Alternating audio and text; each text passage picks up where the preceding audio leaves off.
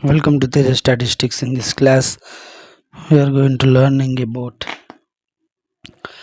the merits and limitations of simple random sampling. First point, since the sample units are selected at random, giving each unit equal chance of being selected, the element of subjectivity as personal bias is completely eliminated. The statistician can ascertain the efficiency of the estimates of the parameters by considering the sampling distribution of the statistics. Okay, the third point, the limitations or the demerits, you can say. The selection of simple random sample requires an up to do frame, that is a complete population from which the samples are drawn should be known. Okay. A simple random sample may result in the selection of the sampling units which are widely spread geographically, and such a case of the cost and collecting the data may be in terms of money and time is be high. Okay. So one of the major important point that sometimes a simple random sample might be give most non-random uh, locking system or results. Next, uh, for a given precision of SR is required larger sample size to stratify random sampling. So next, we will see in simple random sampling uh, of attributes, a simple random sampling of attributes. An attribute uh, is a qualitative characteristic which cannot be measured. Okay, uh, qualitatively or quantitatively. Example: honesty, beauty, intelligence, etc. Notations: let us suppose that the population with the capital N units y1, y2 and so on yn is classified into two mutually disjoint and exhaustive classes. Okay, respectively, with respect to a given attribute. Let the number of individuals in a class C and C dash, okay, be a and a dash respectively, such that a plus a dash is equals to capital N. Then the proportion of units processing the given attribute. So P is equals to a divided by n and Q equals to 1 minus P, that is a dash divided by n. Let us consider of a SRSWO or of size small n from the population. If A is the number of units in a sample processing the given attribute, P equals to the proportion of the sample units processing the given attribute. P is equals to A divided by n and small q is equals to 1 minus small p, that is a dash divided by capital N. With the ith sampling unit, let us associate it with a variate or variable yi, defined as yi is as follows: a 1, y value is equals to 1 if it belongs to C. 0, y value is equals to 0 if it belongs to C dash. Then the summation I equals to 1 to n of yi is equals to capital A. The number of units processing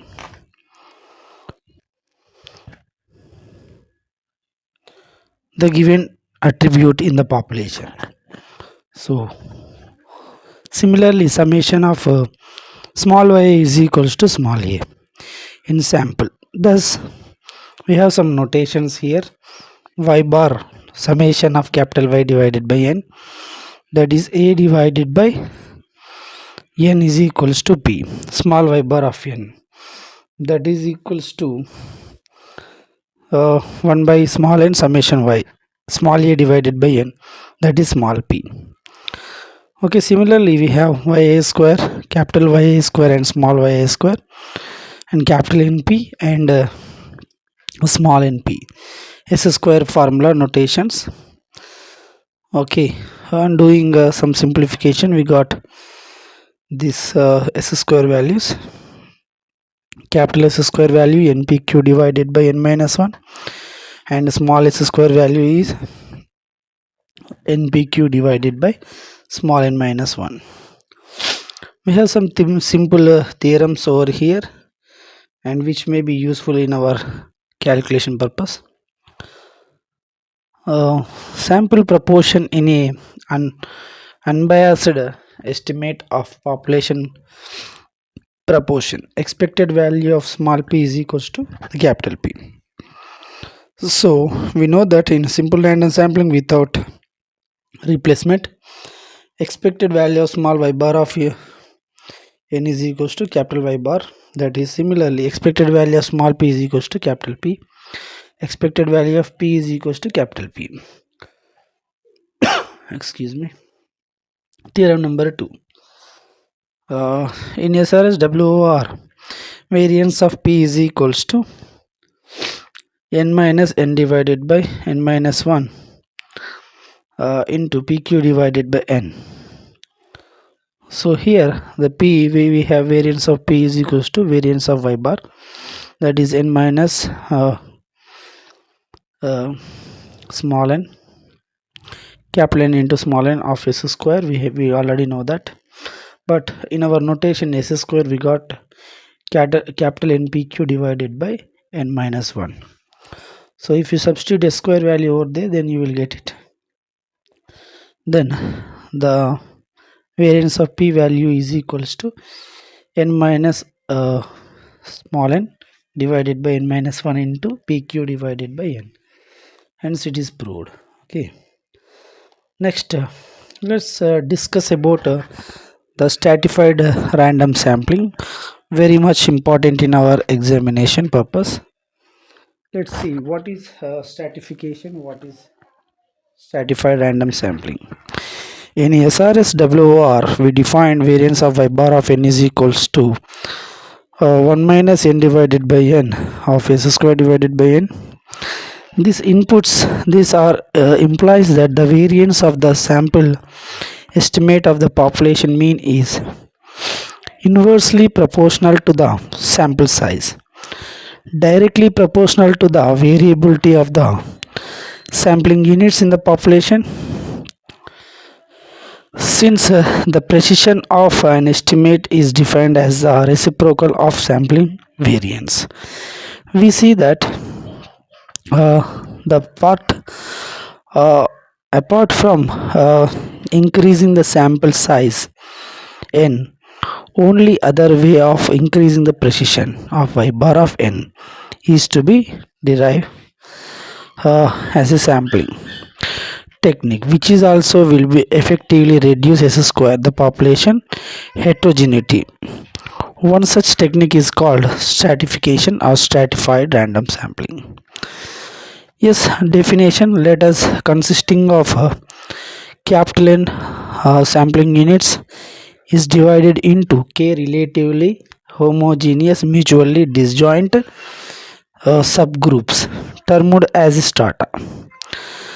So of sizes n1 comma n2 and so on nk, such that capital N is equals to I equals to 1 to k of I rounds from 1 to k of ni if a simple random sampling generally without replacement of size ni is drawn from each of the stratum, okay, respectively, such that the small ni will becomes I runs from 1 to k will becomes a sample size. The sample is termed as a stratified random sample of size n. Okay, what are the advantages? The more representative, the stratified random sampling practices a more representative or gross selection of a population and is frequently regarded as the most efficient system of the sampling.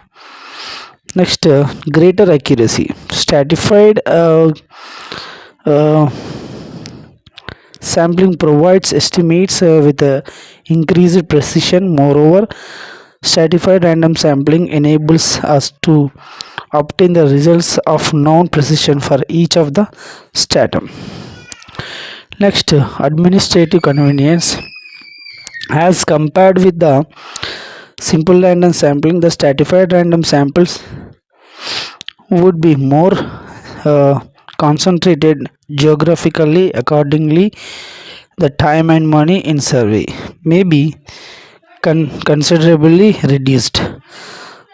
Okay, the fourth point of this, sometimes the sampling problems may differ markedly in different parts of the population. Example, a population under study consisting of literates and illiterates.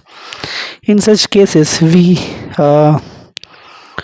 deal with the problem through stratified random samplings. And we have some demerits of this also. Stratified random sampling needs an auxiliary information of all population units. We have to assume something. Okay. Next, determination of sample size for each stratum is problem in stratified random sampling. The notations and terminology. Let's see the notations and terminology in this. Let K be the number of stratas. Capital Ni denotes the number of sampling units in the ith stratum, that is sample size or stratum size.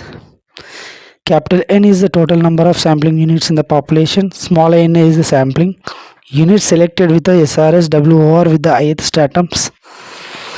Next, small ni is the number of sampling units selected with SRS WOR from the stratums R, Ij, where I equals to 1 to k, j equals to 1 to ni. The value of the jth unit in the ith stratum. The value of the jth unit in the ith stratum. So y bar of n, ni, the total population mean. So y bar of n can be written as double summation of yi, j runs from 1 to ni, like that. Next, if you remove the summation, then ni into y bar of n, simple calculation that is. Next, p is the ni divided by n, weightage of ith stratum. Next, y bar of n is equals to summation I runs from 1 to k, ni divided by n into y bar of ni, that is summation I equals to 1 to k, pi into y bar of ni. What is pi here? Weightage of the ith stratum. Si square, population mean square of the ith stratum. Yij is the value of the jth sample unit from ith stratum. Y bar of ni is equals to mean of the sample selected from the ith stratum. Like that, sample, okay, sample mean square, everything we wrote here. Next, we shall consider the following estimates of the population mean. Okay, these are the estimates we can use in our theorems also. Okay, so up to this we are learning about the notations and terminology. In next class we are going to discuss about the theorems in a stratified random sampling. Thank you.